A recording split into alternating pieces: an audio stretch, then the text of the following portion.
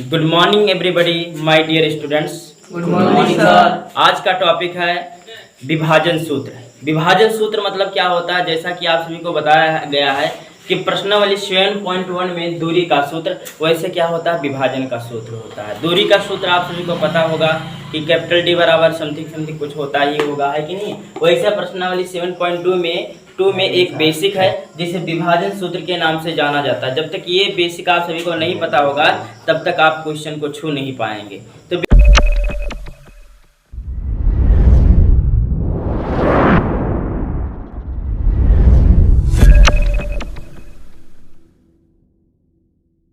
तो बेसिक क्या है इसके बारे में समझते हैं।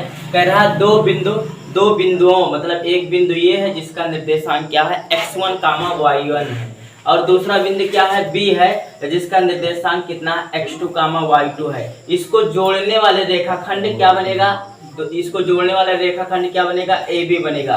AB को किस अनुपात में भैया आंतरिक रूप से विभाजित करना है, तो आप कहेंगे m1 अनुपात m2 के अनुपात में आंतरिक मतलब अंदर के रूप अंदर ही करना है, उस लाइन के अंदर ही करना है, ठीक है। जिसका निर्देशांक क्या निकल के आए P का मतलब क्या x, y के निर्देशांक है। मतलब क्या है जैसे कटेगा वैसे बिंदु क्या निकलेगा x, y निकलेगा और यही इसका निर्देशांक हो जाएगा। x के लिए ये वाला पूरा हो जाएगा एंड y के लिए ये वाला पूरा हो जाएगा। ध्यान से देखिए, x के लिए ये वाला हो जाएगा एंड y के लिए ये वाला हो जाएगा। ये x का जो निर्देशांक होगा m1 x2 plus m2 x1 होगा अपान m1 प्लस m2 होगा, और y का जो निर्देशांक होगा वो क्या होगा, तो आप कहेंगे m1 y2 होगा और प्लस m2 y1 अपान m1 प्लस m2 होगा। इसी ठीक है, ये जो लिखा गया है निर्देशांक, इसी निर्देशांक को किस नाम से जाना जाता है, विभाजन सूत्र के नाम से जाना जाता है। अच्छा, ये चीजें जो है थोड़ा प्रैक्टिकली समझ लेते हैं। जैसे बिंदु ये हो गया और उसके बाद ये बिंदु क्या हो गया, बी हो गया। ध्यान से समझिए, ये बिंदु ये हो गया, ये बिंदु बी हो गया। बिंदु ए का निर्देशांक कितना है, तो आप कहेंगे सर जी x1, y1। बिंदु बी का निर्देशांक कितना है, तो आप कहेंगे सर जी x2, कितना y2। अब इसको जोड़ने वाला रेखाखंड क्या बनेगा, इसको जोड़ने वाला रेखाखंड क्या बनेगा, तो आप कहेंगे सर जी AB बनेगा। AB को किस अनुपात में काटना है, m1 अनुपात m2 के अनुपात में आंतरिक अंदर ही काटना है। मतलब अगर ध्यान से देखो, अगर इसको m1 कर लेते हैं, ठीक है, यहाँ से, तो ये क्या हो जाएगा, तो आप कहेंगे सर जी कितना हो जाएगा, m2 हो जाएगा। आ रहा है सभी बच्चों को समझ में, यस नो में जवाब दीजिए। आ रहा है यस सर। मतलब इसको देखो m1 अनुपात m2 के अनुपात में आंतरिक रूप से विभाजित करना है, अंदर ही विभाजित करना है, तो उसके निर्देशांक क्या निकलेंगे, एक तो P हो जाएगा और P का निर्देशांक क्या है x, y। तब आपसे हम पूछेंगे x का मान क्या होगा और y का मान क्या होगा, तो आप कहेंगे सर जी x का मान ये वाला, मतलब m1 लिखो, m2 लिखो, x के रूप में भैया यहाँ पहले 2 वाला लिख दो, उसके बाद 1 वाला लिख दो, बीच में प्लस लगा लो और उसके बाद दोनों अनुपातों को जोड़ दो, m1 plus m2, m1 plus m2, m1 plus m2। उसके बाद y बराबर क्या हो जाएगा, कुछ नहीं करना है, सेम m1 कर देना है, उसके बाद क्या कर देना है, m2 कर देना है, उसके बाद m1 प्लस m2। अब y के रूप में निकालना है तो इसको क्या करना है, सबसे ज्यादा y2, सबसे कम y1, बस फार्मूला तैयार हो गया।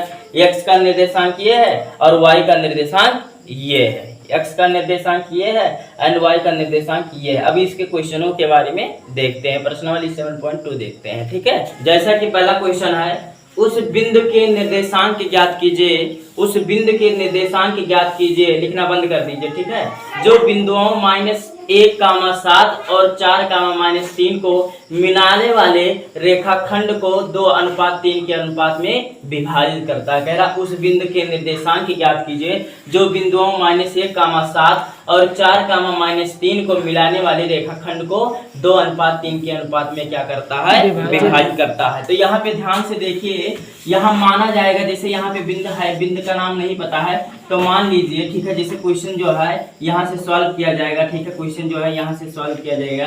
ये तो प्रश्न है पहला, माना जाएगा कि मान लिया जाए, माना उस बिंदु का निर्देशांक क्या होगा, माना उस बिंदु का निर्देशांक, कुछ भी मान सकते हैं, माना उस बिंदु का निर्देशांक क्या होगा, तो आप कहेंगे उस बिंदु का निर्देशांक सर जी क्या होगा, P होगा, और P के अंतर्गत क्या आएगा, x, क्या आएगा, y आएगा, x, क्या आएगा, y आएगा। जो बिंदुओं -1, 7 और 4, -3 को मिलाने वाले। अब यहाँ पे ध्यान से देखो, यहाँ पे ए, ठीक है, यहाँ पे माना 4, -3, सॉरी -1, -7 और 4, -3 को -3 यहाँ ए मान लेते हैं, इसको यहाँ क्या मान लेते हैं, बी मान लेते हैं को, ठीक है, 2:3 अनुपात में क्या करता है, काटता है, ठीक है। तो ध्यान से देखो, ये आप सभी को पता है, ये x1 हो जाएगा, ये y1 हो जाएगा, ये क्या होगा, ये x2 हो जाएगा, ये y2 हो जाएगा। लिखना बंद करें, ये क्या हो जाएगा, m1 हो जाएगा, ये क्या हो जाएगा, m2 हो जाएगा। मतलब आप सभी को पता होगा कि यहाँ x1 का मान -1 है, y1 का मान 7 है, x2 का मान 4 है, y2 का मान -3 है, m1 का मान कितना है, 2 है, एंड m2 का मान कितना है, 3 है। तो क्या आप यहाँ से निकाल नहीं सकते हैं, x बराबर निकाल सकते हैं। x बराबर फार्मूला क्या होता है, तो आप कहेंगे सर जी m1 x2 plus m2 x1 अपान क्या होता है, कहेंगे m1 प्लस m2, यही तो होता है। इसी फार्मूले पे रख लीजिए, है कि नहीं। x बराबर m1 का मान कितना है, तो आप कहेंगे कितना है सर जी, 2 है। x2 का मान कितना है, तो आप कहेंगे कितना है, 4 है। m2 का मान कितना है, तो आप कहेंगे 3 है। गुणे x1 का मान कितना है, -1 है, और बटे में m1 प्लस m2, इन दोनों को जोड़ लेना है। 2 प्लस कितना, 3, 2 प्लस कितना हो जाएगा, 3। तब x बराबर क्या होगा, तब x बराबर क्या हो जाएगा, 2 चौका 8 हो जाएगा। उसके बाद ये प्लस माइनस क्या हो जाएगा, माइनस, और 3 करने में 3, और बटे में कितना हो जाएगा, 3 से 5। तब x बराबर क्या हो जाएगा, 8 में से 3 जाएगा तो 5, और 5/5, 5 एक दूसरे को काट के कितना बना लेगा, 1।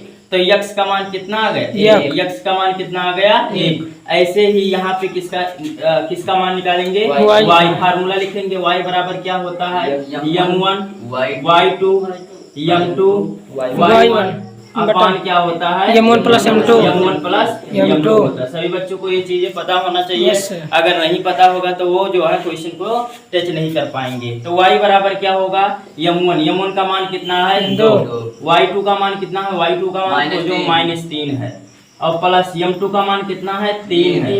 y1 का मान कितना है, 7 है, और बटे में क्या है, m1 प्लस m2, मतलब m1 का मान 2 है और m2 का मान कितना है, 3 है। तो y बराबर, ये देखो ध्यान से, 3 दूनी -6 हो जाएगा, और इधर 3 सत्ते 21 बटा कितना हो जाएगा, 2 3 कितना होता है, 5। तब y बराबर 21 में से 6 जाएगा तो 15, और बटे 5। तब y बराबर क्या हो जाएगा, तो 5 करने 5 3 15, तो y का मान कितना आ गया, 3 आ गया। y का मान कितना आ गया, 3 आ गया। अतः हम कह सकते हैं, ठीक है, अतः ऐसे नीचे लिखना है, अतः ऐसे अतः करके नीचे लिखना है क्या, अतः P के जो निर्देशांक है वो कितना है, x का मान 1 है और y का मान कितना है, 3 है। अतः P का जो निर्देशांक होगा 1 कामा क्या होगा, 3। यही आपका क्या है, आंसर। बोर्ड में ऐसे ही करना है, ठीक है। अब मिलते हैं नेक्स्ट वीडियो में क्वेश्चन 2 के साथ।